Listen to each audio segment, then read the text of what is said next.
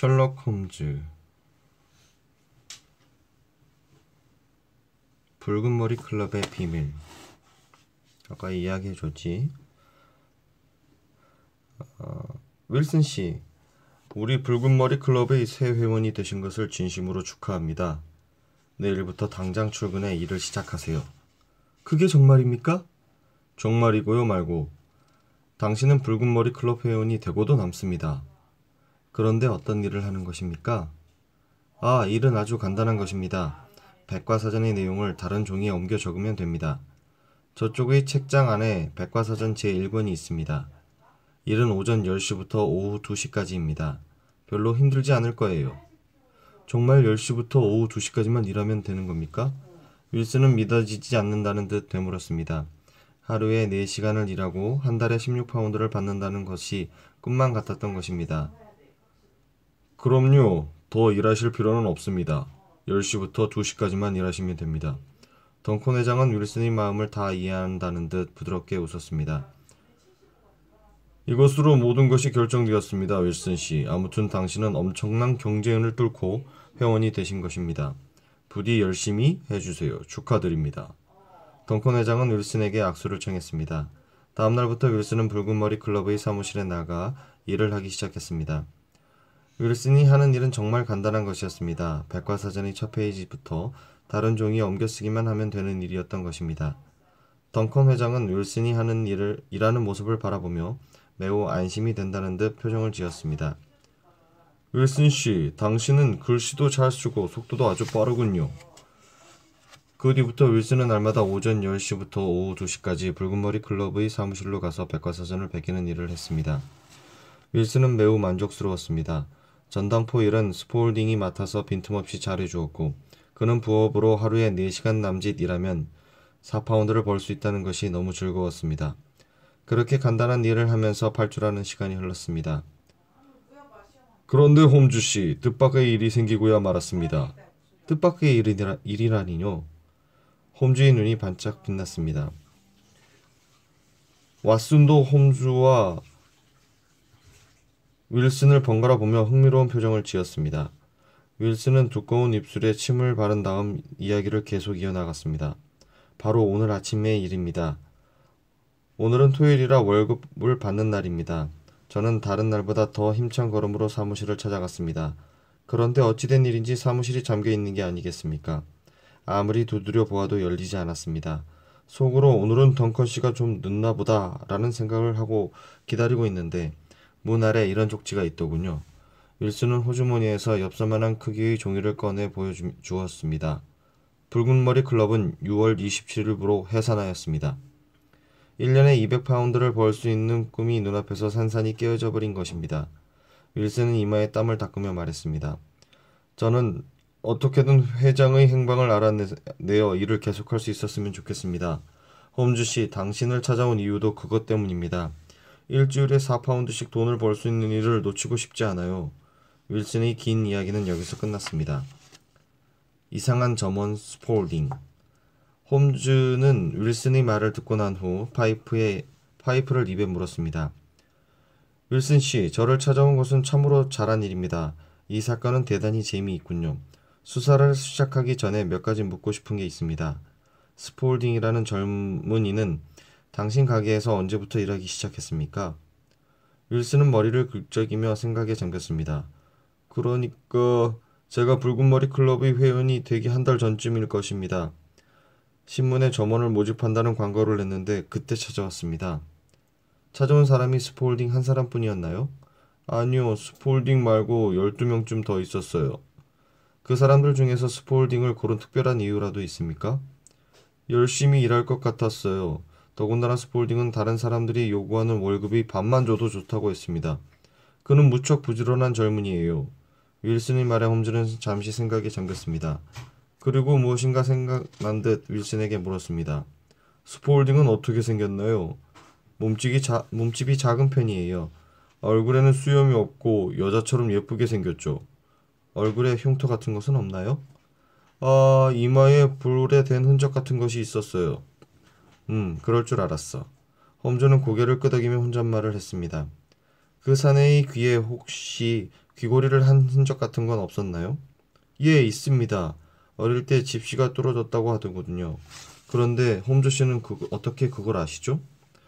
홈즈는 그의 물음에 대꾸도 하지 않은 채 계속 질문을 했습니다. 그 사내는 지금 가게에 있습니까? 있죠. 요즘은 가게를 그에게 맡기다시피 합니다. 당신이 여기 온 걸 알고 있나요? 모릅니다. 윌슨 씨, 앞으로도 그에게 이 사실을 비밀로 해두십시오. 오늘이 토요일이니까 월요일 아침까지는 이 사건을 해결해 드리지요. 오늘은 이만 돌아가십시오. 홈즈는 윌슨을 보내고 나서 다시 깊은 생각에 잠겼습니다. 왓슨은 홈즈가 도대체 무슨 생각을 하고 있는지 영문을 몰랐습니다. 아니, 그 사람 얘기만 듣고 무슨 수로 사건을 월요일 아침까지 해결하겠다는 건가? 왓슨이 물었지만 홈즈는 무슨 생각을 하는지 눈을 감고 있었습니다. 한참 후 홈즈는 눈을 뜨고 자리에서 일어섰습니다. 그동안 생각했던 것들이 모두 정리된 것이었습니다. 왓슨, 자네는 이 붉은머리 클럽 사건을 어떻게 생각하나? 좀 색다른 생각 같아. 하지만 난 아직 아무것도 모르겠는데. 자네 말대로 이 사건은 매우 색다른 사건이야. 만약 윌슨 씨가 하루만 늦게 왔더라도 이 사건은 해결할 수 없었을 거야. 홈즈의 눈이 번뜩 빛났습니다. 홈즈의 눈이 그렇게 반짝이는 것은 무엇인가 단서를 찾아냈다는 의미이기도 합니다. 무슨 실마리를 찾은 건가, 홈즈? 아직 증거는 없어. 일단 나가보세. 홈즈는 지팡이와 모자를 챙겨 들었습니다. 왓슨은 그의 뒤를 따라 나섰습니다. 어디로 가는 거야? 먼저 윌슨 씨의 전당포를 보러 가야겠어. 이제부터 행동 개시야. 홈즈와 왓슨은 윌슨의 전당포를 찾아갔습니다. 윌슨의 전당포는 코바이크 거리에 위치한 작은 가게였습니다. 가게 앞에는 갈색 판재에 흰 페인트로 제베즈 윌슨이라고 쓰여 있었습니다. 윌슨이 전당포 앞에 선 홈즈는 잠시 동안 주변 건물들을 주의 깊게 살펴보았습니다. 그러다가 갑자기 무슨 생각이었는지 발밑의 땅을 지팡이로 두세 번 두들겼습니다. 왜 그래? 아니야, 아무것도. 홈즈는 성큼성큼 윌슨 전당포 앞으로 다가가 문을 밀었습니다. 어서 오십시오. 매끈하게 생긴 한 청년이 고개를 내밀었습니다. 그는 홈즈를 의심스러운 눈초리로 훑어보았습니다. 무슨 일로 오셨습니까? 윌슨 씨의 말대로 청년의 이마에는 동전만한 크기의 흉터가 있었습니다. 죄송합니다만 여기서 스틀랜드 거리로 나가려면 어떻게 가야 되지요? 홈즈는 시치미를 떼며 물었습니다. 세 번째 모퉁이에서 오른쪽으로 그리고 네 번째 모퉁이에서 왼쪽으로 돌아가십시오. 청년은 길을 가르쳐 주자마자 가게 문을 쾅 닫아버렸습니다. 저 젊은이가 이번 붉은머리 사건과 관계가 있는 모양이로군. 그래서 길을 묻는 체하고 그 녀석을 살핀 거지? 왓슨이 묻자 홈즈는 고개를 끄덕였습니다. 내가 생각한 그대로야. 무슨 단서를 잡은 거로군? 지금은 말하기 좀 어려워. 우선 부지런히 살펴보고 저 큰 길 쪽으로 나가보세. 홈즈는 바쁜 걸음으로 걸었습니다. 왓슨은 홈즈의 빠른 걸음을 쫓아가느라 뛰다시피 걸어야 했습니다. 홈즈는 전당포의 모퉁이를 돌아 큰 거리로 나갔습니다. 그곳은 런던의 서북부에서 중심가로 통하는 곳으로 매우 복잡한 거리였습니다. 홈즈는 주변을 훑어본 다음 길바닥에 지도를 그렸습니다. 자, 잘 봐. 아까 본 윌슨의 전당포가 여기야. 윌슨이 가게에서 직선으로 땅굴을 파면 어디로 나갈 것 같은가? 땅굴을 판다고? 그래, 그러면 저기 저 은행과 만나게 되겠지? 홈즈는 무릎을 탁 치면서 윌슨의 전당포 맞은편에 있는 은행으로 걸어갔습니다. 그 은행은 이 지역에서 몇 손가락에 꼽히는 큰 은행이었습니다.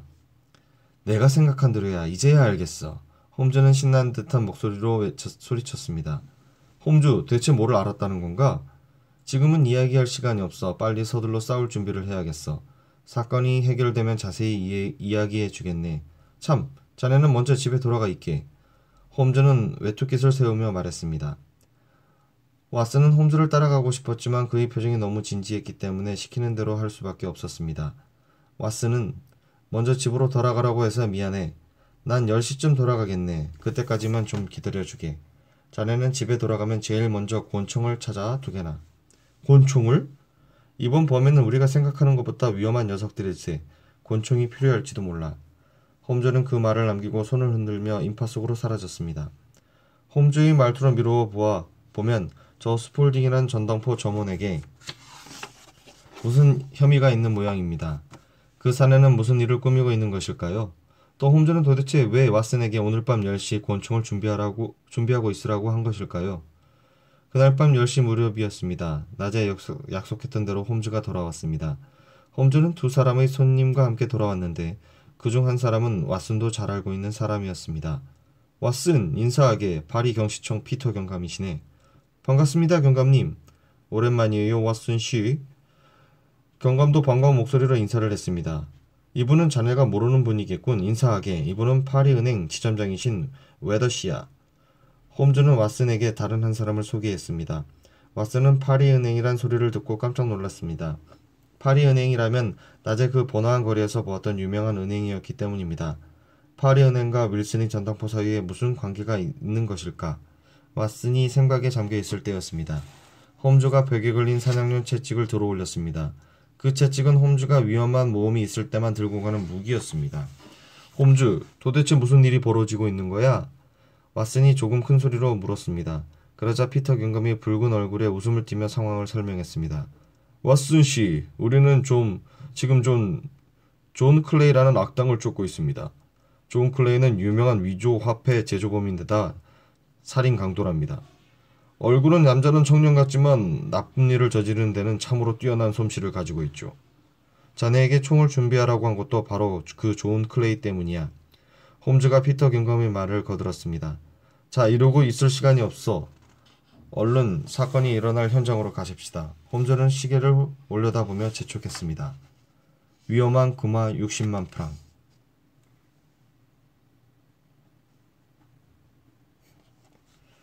듣고 있어? 위험한 금화 60만 프랑.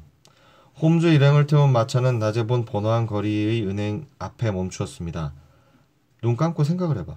밤 10시 무렵이었지만 이 부근의 가게들은 여전히 많은 사람들로 붐비고 있었습니다. 은행 지하로 내려갑시다. 은행 지점장인 웨더가 말했습니다. 그는 홈즈 일행을 이끌고 은행 옆의 좁고 어두운 골목길로 걸어갔습니다. 그 골목은 비스듬히 경사져 있는 곳으로 막다른 곳에 튼튼한 철문이 있었습니다. 웨더 지점장은 손전등을 켜 문을 연 뒤 홈즈 일행을 건물 안으로 안내했습니다. 그리고 일행이 철문 안으로 들어서자 다시 자물쇠로 채웠습니다. 돌계단을 대여섯 개 내려가자 두 번째 튼튼한 철문이 나왔습니다. 두 번째 철문을 지나 얼마쯤 걸어가자 다시 세 번째 철문이 보였습니다. 지하실은 아주 중요한 것을 보관하는 금고 같았습니다. 웨더 지점장은 세 번째 철문을 열고 홈즈 일행을 작은 창고 안으로 안내했습니다. 그곳의 한 구석에는 나무로 만든 튼튼한 상자 16개가 쌓여 있었습니다. 홈즈는 주머니에서 돋보기를 꺼내 바닥에 깔린 돌과 돌의 이음새를 주의 깊게 조사했습니다. 2, 3초가 지났을 무렵 홈즈는 만족한 듯이 웃음을 띄었습니다. 녀석들이 오기까지 아직 1시간쯤 남은 것 같군요. 붉은머리 전당포 주인이 잠들기 전에는 아무리 몰이 좋은 녀석들이라고 해도 손을 쓸 수가 없을 테니까 안심입니다. 다행이로군요. 피터 경감과 웨더 지점장이 안도의 한숨을 내쉬었습니다. 홈즈는 싱긋 웃음을 머금으며 왓슨에게 상황을 설명했습니다. 왓슨, 자네도 알고 있겠지만 우린 지금 은행의 지하실에 있어. 우리는 이 지하실에 있는 나무 상자들을 지키기 위해서 왔네. 나무 상자를? 왓슨이 나무 상자를 내려다보았습니다. 그러자 웨더 지점장이 설명해 주었습니다. 녀석들은 이 지하실에 있는 금화를 노리고 있습니다. 이 나무 상자 속에는 프랑스 금화로 60만 프랑이 들어 있습니다. 이곳에 금화가 있다는 사실이 밖으로 새어나간 모양입니다. 이 지하실에만 넣어두면 절대 안전할 거라고 생각했는데 웨더 지점장이 목소리를 낮추어 소곤소곤 말했습니다. 이제 1시간 안에 도둑들이 이 창고 안으로 들어올 것에 정말 흥미진진한 사건이지? 홈즈는 양 손바닥을 비비면서 말했습니다. 녀석들이 정말 올까요? 웨더 지점장이 물었습니다. 틀림없어요. 자, 우리 정체가 발각되지 않게 전투불을 끄고 기다리도록 합시다. 무서운 녀석들이 급한 일이 생기면 총을 쏴야 할 겁니다. 왓슨, 만약 저쪽에서 총을 쏘면 자네도 주저 말고 총을 쏘도록 하게. 왓슨은 고개를 끄덕였습니다. 사람들은 범인을 기다리기 위해 상자 뒤로 숨었습니다. 그리고 초조한 표정으로 바닥 쪽으로 바라보았습니다. 참, 피터 경감님, 입구에 배치한 경찰들을 믿어도 되겠지요? 그럼요. 녀석들이 달아날 수 있는 길은 오직 전당포뿐입니다. 그쪽을 철저하게 지켜야 해요. 걱정 마세요. 힘세고 용감한 경찰관을 셋이나 배치했으니까. 그렇다면 안심이군요. 홈즈는 피터 갱감에게 다시 한번 확인을 받았습니다. 이제 녀석들은 도관에 든 쥐다. 오직 기다리는 일만 남았군. 홈즈는 만족스러운 듯 중얼거렸습니다. 시간이 얼마나 흘렀을까요? 수상한 소리와 함께 바닥에 깔려있는 돌 사이로 한 줄기 빛이 새어 들어왔습니다. 사람들은 모두 숨을 죽이고 상자 뒤로 바짝 몸을 숨겼습니다. 가느다란 빛은 조금씩 좌우로 움직이더니 차차 굵은 빗줄기로 변해갔습니다. 바닥에 조금씩 구멍이 뚫리고 있는 것이었습니다. 사람들은 모두 침착하게 그 구멍을 바라보았습니다. 잠시 후 그 구멍에서 가느다란 손 하나가 불쑥 나타났습니다. 손은 바닥을 더듬더듬 짚어본 후 사라졌습니다. 왓슨은 자기도 모르게 침이 꼴깍 넘어갔습니다. 손이 사라진 지 10분 정도 지났을 무렵이었습니다. 갑자기 우르르르 바닥이 무너지더니 사람 하나가 빠져나올 수 있는 정도의 구멍이 생겼습니다. 그리고 그곳에서 이마에 흉터가 있는 사내 하나가 기어 올라왔습니다. 그는 바로 전당포의 점원이었던 스폴딩이었습니다. 스폴딩은 날카로운 눈으로 사방을 두리번거렸습니다. 곧이어 스폴딩의 뒤를 따라 몸집이 작고 얼굴이 하얀 붉은 머리 사내가 기어 올라왔습니다. 자루와 끈을 주게! 스폴딩이 낮은 목소리로 말했습니다. 여기!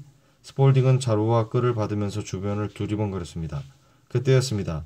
웨더 지점장이 에취! 하고 재채기를 하고 말았습니다. 스폴딩과 사내는 급히 몸을 숙이며 소리쳤습니다. 어서 도망가! 경찰이다! 붉은 머리 사내가 얼른 구멍 속으로 사라졌습니다. 그 뒤를 스폴딩이 따라 뛰어내려가려던 찰나 홈즈가 바람처럼 몸을 날려 스폴딩의 목덜미를 붙잡았습니다. 이거 놔! 스폴딩은 홈즈의 손을 거세게 부리치며 권총을 꺼내들었습니다. 그때 왓슨이 재빨리 스폴딩을 향해 권총을 겨누었습니다. 꼼짝 마! 왓슨이 소리치자 스폴딩은 멈칫하는 듯 했습니다. 홈즈는 이때를 놓치지 않았습니다. 품속에서 채찍을 꺼내 스폴딩을 향해 힘차게 내리쳤습니다. 홈즈의 채찍에 맞은 스폴딩이 권총을 땅에 떨어뜨리고 말았습니다.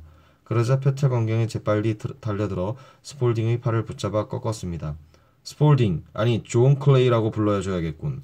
이제 내 연극은 끝났어. 홈즈는 침착한 목소리로 말했습니다. 윌슨 전당포의 점원 스폴딩, 그가 바로 악명 높은 존 클레이였던 것입니다. 참, 자네 친구 붉은머리 사내도 경찰서로 연행되었을 거야. 전당포 앞에 경찰을 배치해 두었거든. 홈즈가 웃으며 말했습니다. 역시 놀랐군요, 홈즈. 감탄했어요. 존 클레이가 신경질적으로 말하며 흐흐흐 웃었습니다. 자네도 감탄했어. 붉은머리 클럽의 발상이 참 기발했거든. 뭔가 새롭고 재미있었어. 흐흐흐흐. 내가 홈즈를 즐겁게 했다니 영광이군요. 이번에는 그냥 잡혀주지만 다음엔 어림도 없을 거야, 홈즈. 존 클레이는 보난한 듯이 이를 부득부득 갈았습니다. 자네처럼 똑똑한 사람이 악당이라니 정말 유감일세. 풀린 수수께끼. 홈즈와 왓슨은 그날 새벽 무렵에야 집으로 돌아오게 되었습니다. 집에 돌아온 홈즈는 매우 피곤해 보였습니다. 참 피곤한 하루였어, 그렇지? 왓슨은 홈즈를 위해 따뜻한 커피를 준비했습니다. 커피를 받아든 홈즈는 싱긋 웃음을 지어 보였습니다. 왓슨, 존 클레이라는 사내 말이야. 나쁜 녀석이기는 하지만 참으로 멋진 상상력을 가지고 있지 않나? 난 정말로 그 사람이 마음에 드네. 악당만 아니었다면 친구가 되었을 거야. 붉은머리 클럽은 시시한 소설 따위가 아니야. 참 기발한 생각이지. 대체 어디서 그런 꾀를 생각해냈을까? 전당포 주인의 머리가 붉은색인 것을 보고 생각해낸 연극이라는군. 자, 그동안 내가 어떻게 추리를 했는지 한번 들어보겠나? 홈즈는 차분하게 이야기를 시작했습니다. 악당들은 우연히 은행 지하실에 60만 프랑의 금화가 들어왔다는 말을 듣게 됐네. 그럼 그것을 어떻게 훔쳐내면 좋을까? 은행의 내부로 숨어 들어가는 것이 거의 불가능하겠지. 그래서 존 클레이는 땅굴을 팔 수밖에 없었던 거야. 그는 어디서부터 땅굴을 팔까 하고 은행 부근을 돌아다녔지. 그때 은행 뒤쪽에 있는 윌슨의 전당포가 눈에 띈 거야. 거기서부터 땅굴을 파면 쉬울 거라는 생각을 했던 거지. 그렇지만 어떻게 전당포 주인에게 댁의 지하실에 땅굴을 파괴해 주시오라고 부탁하겠나. 어떻게든 전당포 주인을 하루에 몇 번씩 외출시켜서 그 틈을 타 일해야 했던 거지. 그를 매일 밖으로 끌어내려면 어떻게 하는 것이 좋을까? 바로 이 점이 존 클레이의 골치를 썩게 한 가장 큰 문제였지. 홈즈는 커피를 한 모금 마시고 다시 말을 이었습니다. 존 클레이는 문득 전당포 주인의 머리 색깔을 보고 기발한 생각이 떠올랐어. 자신과 함께 일을 하는 아치라는 사내가 붉은 머리라는 것을 이용해 붉은 머리 클럽을 만들어낸 거지. 이 새로운 클럽은 정말 기발한 생각이었어. 존 클레이는 그 클럽을 만든 다음에 윌슨 씨의 가게에 취직을 했지. 그리고 붉은 머리 클럽이라는 엉터리 클럽의 주인을 유인해 놓고 그 사이 땅굴을 팠던 거야. 멋지군. 보통 사람이면 상상도 못했을 거야. 왓슨은 존 클레이의 치밀함에 감탄했습니다. 생각해봐. 기껏 하루에 4시간 백과사전을 베끼는 것으로 일주일에 4파운드나 주겠다니 윌슨 씨가 바로 달려줄 수밖에. 그들이 훔쳐낼 60만 프랑의 금함에 비하면 일주일에 4파운드쯤은 아무것도 아니었지. 홈즈도 재미있었다는 듯 껄껄 웃음을 터뜨렸습니다. 과연 그렇군. 그런데 자네는 어떻게 그 엄청난 기억을 눈치챘나? 나도 자네와 함께 전당포 주인의 이야기를 들었지만 도저히 그 속에서 그런 함정이 있을 거라고는 상상도 하지 못했어. 그건 새로 고용한 점원, 즉 스폴딩에 관한 이야기를 듣고서였지. 다른 곳의 절반밖에 안 되는 급료로 기꺼이 일하겠다는 말에 귀가 번쩍 뜨인 거야.